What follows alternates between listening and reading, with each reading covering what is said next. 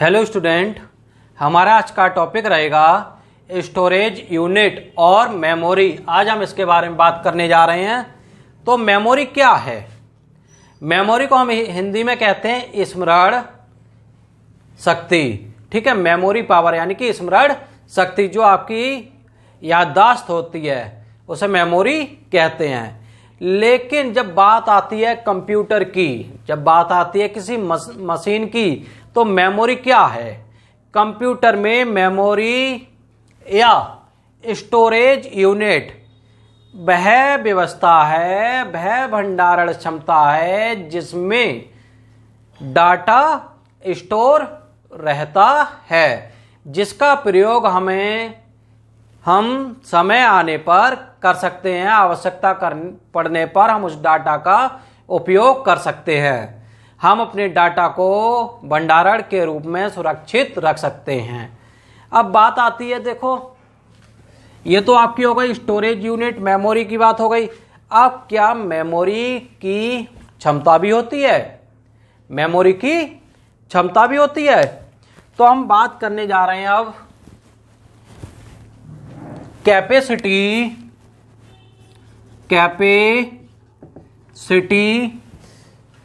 Terminology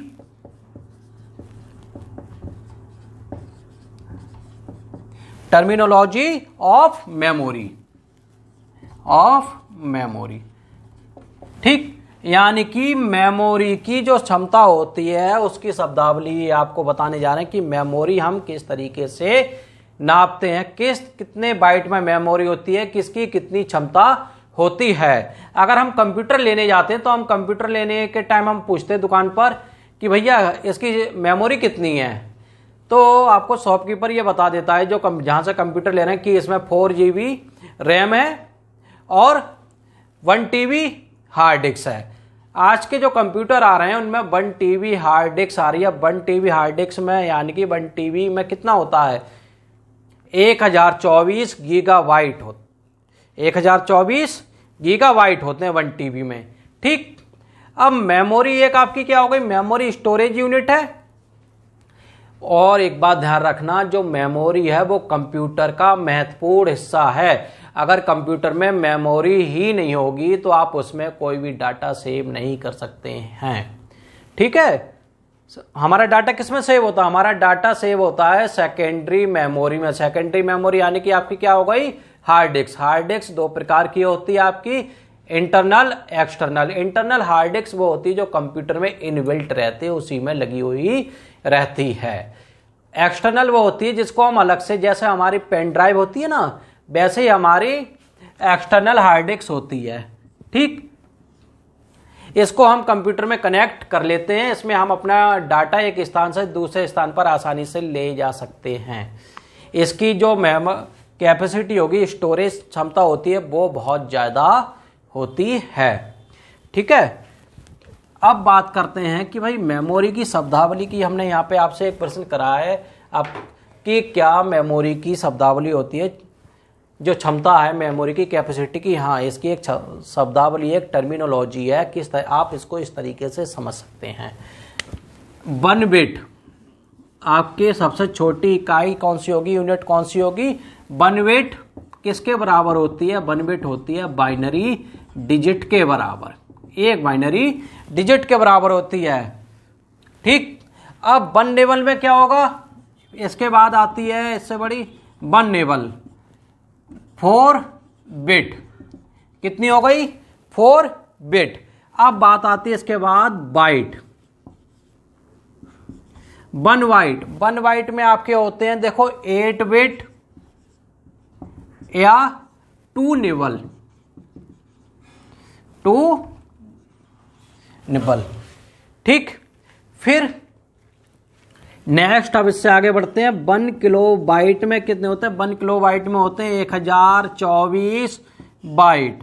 अब इससे ऊपर बढ़ते हैं, 1 किलोबाइट के बाद आता है 1 मेगाबाइट। इसमें होते हैं आपके 1024 किलोबाइट। क्या होते हैं? 1024 किलोबाइट होते हैं इसमें। फिर इससे ऊपर बढ़ो आप, अब इसके बाद आप आ जाओगे जीबी में। 1 गीगाबाइट में होते हैं आपके 1024 मेगाबाइट। ठीक, अब इसके आगे देखो, अब जीबी से हम ऊपर बढ़ते हैं। 1 टेराबाइट। 1 टेराबाइट में कितने होते हैं? 1024 गीगाबाइट। ठीक, अब इसके आगे, अब इससे भी बड़ी यूनिट है 1 पीटाबाइट। 1 पीटाबाइट में होते हैं हमारे 1024 टेराबाइट। क्या होते हैं? 1024 टेराबाइट। पहले जो हमारी यूनिटें आती थी ना, वो यहां तक की आती थी, लेकिन धीरे धीरे समय बदलता जा रहा है। हम आधुनिक समय में जी रहे हैं। आज का युग हमारा कंप्यूटर के युग हो गया है। तो जो मेमोरी की क्षमता है वो भी बढ़ती गई है कंप्यूटरों में। ठीक है, मेमोरी की जो क्षमता है वो भी कंप्यूटर, लेकिन अधिकतम मेमोरी आजकल आप देखते हैं कंप्यूटर में 1 टीबी पढ़ के आती है, क्योंकि 1024 गीगाबाइट बहुत होती है, बहुत ज़्यादा मेमोरी होती है 1024 गीगाबाइट। ठीक, अब देखो इसके बाद 1 एक्जाबाइट क्या होती है? इससे बड़ी 1 एक्जाबाइट में कितनी होती है? हमने यहाँ पे बताई 1 पीटाबाइट में आपके होते हैं 1024 टेराबाइट। अब 1 एक्जाबाइट में आपके होते हैं 1024 पेटाबाइट। ठीक, 1024 पेटाबाइट हो गए। अब भाई इससे भी बड़ी होती है 1 जेटाबाइट।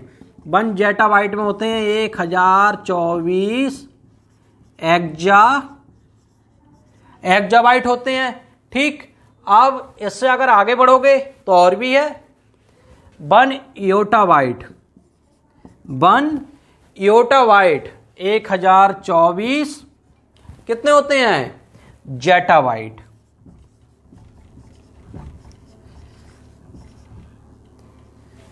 ठीक है, जैसे जैसे समय बदलता जा रहा है वैसे ही कंप्यूटर में की जो मेमोरी की है उसमें प्रगति होती जा रही है। अब इसके बाद और भी अब बड़ी आएगी, इससे मेमोरी उससे भी बड़ी आएगी, आने वाले टाइम में बहुत आगे तक जाएगी।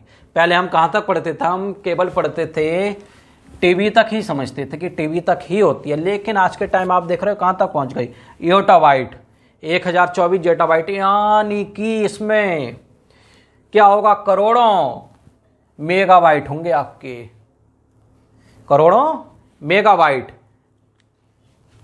ठीक है, ये थी आपकी जो हमारे कंप्यूटर की कैपेसिटी होती है, मेमोरी स्टोरेज भंडारण क्षमता होती है, उसके बारे में हमने आज बात की है।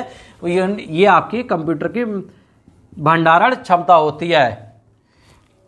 लेकिन आपको जो कंप्यूटर मिलेंगे मार्केट में उसमें मेमोरी आपकी 1 टीबी तक ही आती है जनरली, क्योंकि 1 टीबी पर्याप्त है।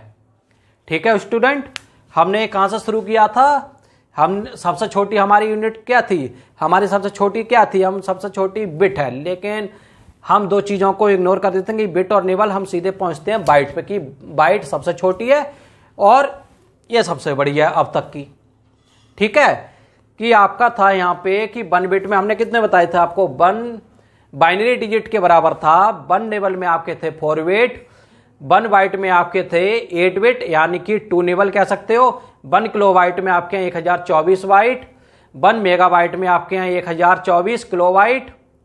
ठीक, 1 गीगाबाइट में आपके 1024 मेगाबाइट, 1 टेराबाइट में आपके 1024 गीगाबाइट, 1 पेटाबाइट में आपके 1024 टेराबाइट, 1 एक्जाबाइट में आपके 1024 पेटाबाइट, 1 जेटाबाइट में आपके 1024 एक्जाबाइट, 1 योटाबाइट में आपके 1024 जेटाबाइट। Okay student,